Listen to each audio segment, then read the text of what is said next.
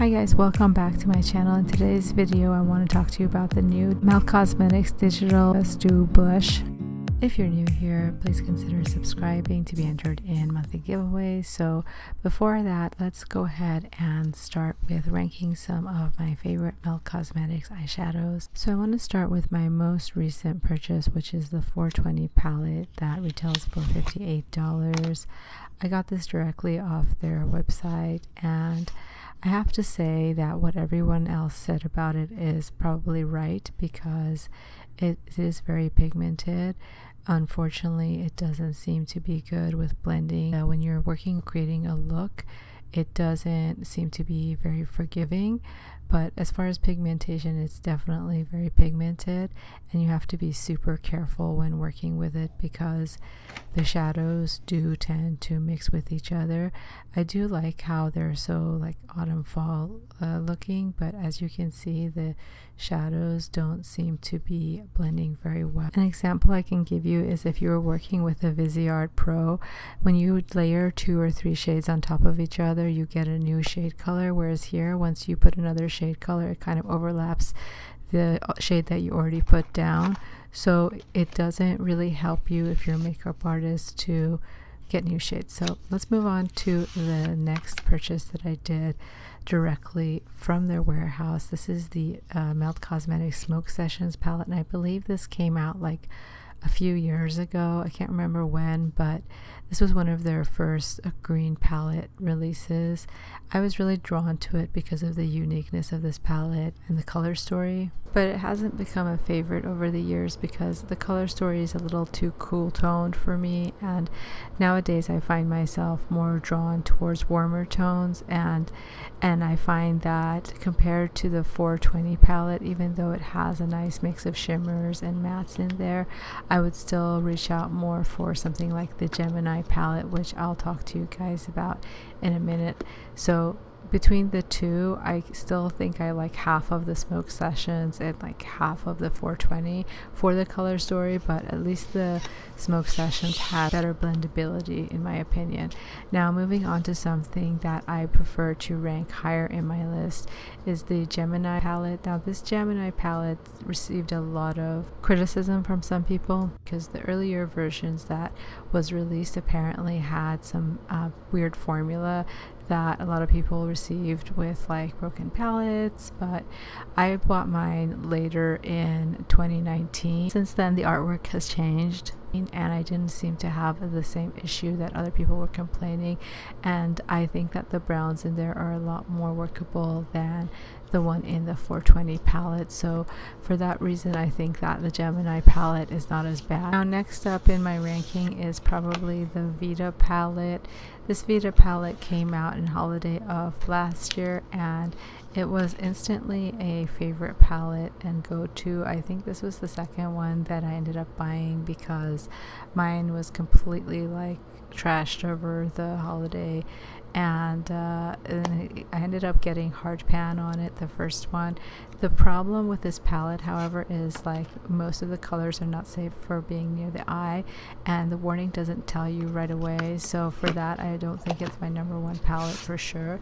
Another one that came out right around the same time, but not with the same amount of warning, is the Muerte palette, and these are both magnetic palettes. They attach to each other. Between the Muerte and the Vita palette, I think I'm more drawn to the Muerte palette just because it has that unique green shade in there, which you can pair up with those dark blacks, and it's a very unique palette. I think this was the first one that sold out everywhere, both on Sephora's website and Melt Cosmetics, and then obviously resellers were trying to sell it for multiple times the price. Another one that recently came out this year, which I hardly had any time to play with, was the She's in Parties palette. I think that was this was released last month, and I also got this directly from Melt Cosmetics. Between all of my purchases, I feel like this one was probably the biggest regret for me, honestly.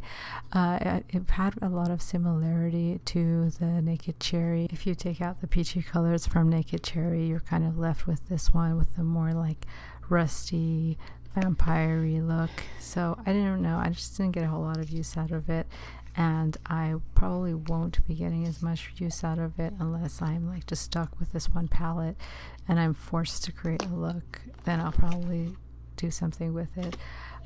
Next one that didn't get a lot of attention was the Millennial Pink. This came right around Valentine's Day with the Love palette from Natasha Denona, and I feel like these two were competing because they both had silver and pink in them. The black shade didn't show as well as the black one in the Gemini palette, and it was a little bit messy to work with. It's already getting messy for my swatches, and also a lot of YouTubers had an issue with this palette because of the same reason of blendability and some shades not showing up as well as some other shades, which seems to be a common theme with Melt Cosmetics. But overall, I don't hate this palette. I think it's unique enough by itself, just not getting as much love these days, and I don't know if I will be reaching out for it as much. So if I had to rank these, I think I would definitely rank the Gemini and the Morte palette on top, mainly because they don't have any eye safety warnings on them and they seem to be pretty safe and blendable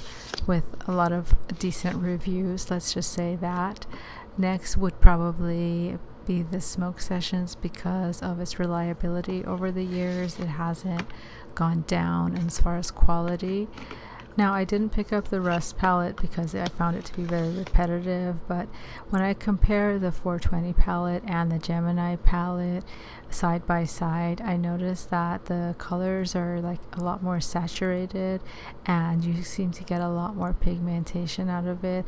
It does seem very complementary to each other at first glance, but when I try to create a look with both of them and mix them together, I end up getting a muddy look. It's almost like I'm using Subculture, because Subculture has that problem too, where the shades are like super pressed pigment or they are super pigmented enough that a lot of people struggle with creating a look. Now, if I put Subculture swatches side by side next to the 420 palette, it almost mimics the exact same colors with the exception of one green color called Faded, which is that bright green. I don't see that in the Subculture palette, but everything else pretty much seems to line up with what's been released in the 420 palette. And so that's another reason why I didn't really care for the 420 palette, because it's not really bringing any new shades other than that one green, and everything else seems to be very Subculture, almost like someone just put them in different pans, except Subculture has a little bit better blendability, whereas the 420 palette, almost like the colors just seem to dry in that color that they're put on the skin and don't seem to be as blendable or as forgiving. So for that reason, I'd probably rank it last out of all of my Melt Cosmetics palettes. So last one is the 420, next is the Millennial Pink, then the She's in Parties. I'd say probably these are equally as unusable for me. Then the Smoke Sessions palette, and then the Vita palette, and then so far my number one Melt Cosmetics palette after the Gemini is the Morte palette because it's super unique. Now I also pick up their liners every now and then, and I actually find that their liners are very, very nice to work with, and you can actually create a lot of looks with them.